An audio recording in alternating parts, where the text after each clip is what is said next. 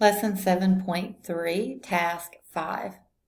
Model a real-world situation with a square root function. The graph shows the square root function that models the approximate distance in miles to the horizon for an observer at a height in feet. Alright, so you can see the graph here. It shows height in feet across the bottom, and it shows distance in miles is your vertical or D of H.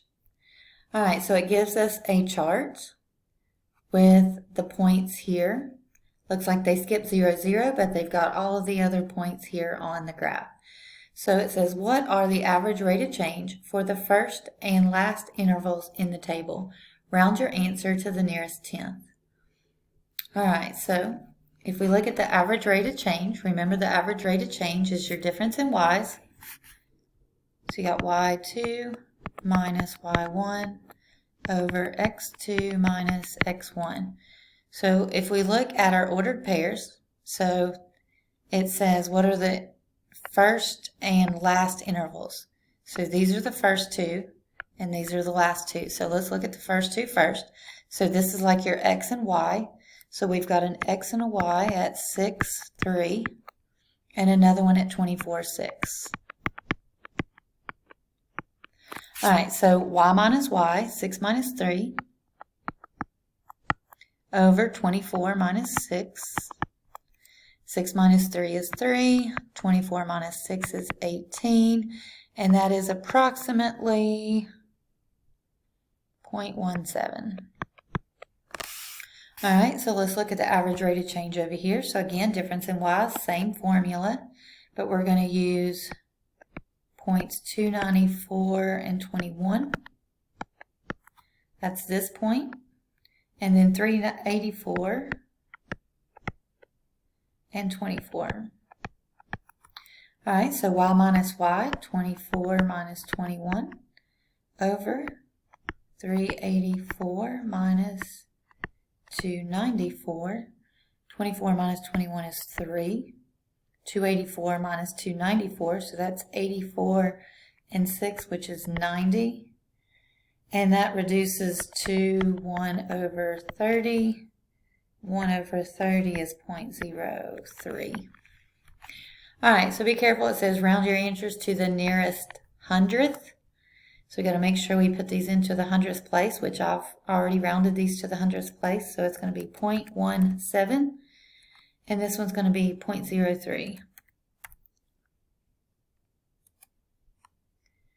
Alright, so that's our average rate of change over the first interval and the last interval. And you can see that this number is actually larger than this number. So as the graph goes, you can see the steepness, it gets less steep. So it's the average rate of change is less on this end than it is on the beginning. Alright, so it says, how does the graph show the variation in the average rate of change in D over equal intervals of H?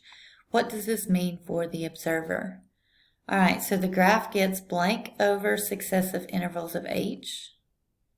It gets less steep, indicating that the average rate of change over successive intervals is decreasing. This means that with each additional increase in the observer's height, at an equal amount, the additional distance the observer can see goes down, so it will be less. So increase more, increase less. Alright, that is all for task 5. If you have any questions, please let me know. Alright guys, lesson 7.3. I am going to go over one more example to help you write an equation.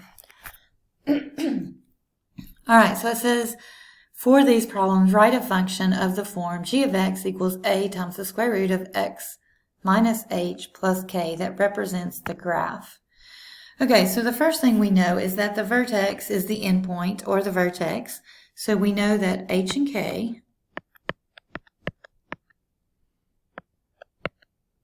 is 4, 6. Alright, so we can plug that in here and here. Now, we also need to know what is A. Well, how do we find A? Well, we have a y and an x. We can choose any of these points along this curve. It's given us these points, and so we can plug in an x and a y to find a. So if we just choose, let's choose 5, 5. So this is our h and k, and we're going to choose another point, 5, 5, and this is our x and this is our y. Then we have points that we can plug in to find a. So this is our y, so we're going to plug 5 in for y, equals a square root of x, x is 5, minus h, so minus 4, and then plus k, k is 6. All right, so when we do that, when we plug in the vertex and some random point from the graph, the only variable left is a, so we can quickly find that variable. So we have 5 equals a, 5 minus 4 is 1, plus 6. Let's subtract 6 from both sides. This is negative 1 equals the square root of 1 times a. The square root of 1 is just 1, so that's just 1a or a. So a equals negative 1. So now that we have a and we have h and k, then we can write a function of this form. So g of x equals negative 1 square root of x minus 4 plus 6.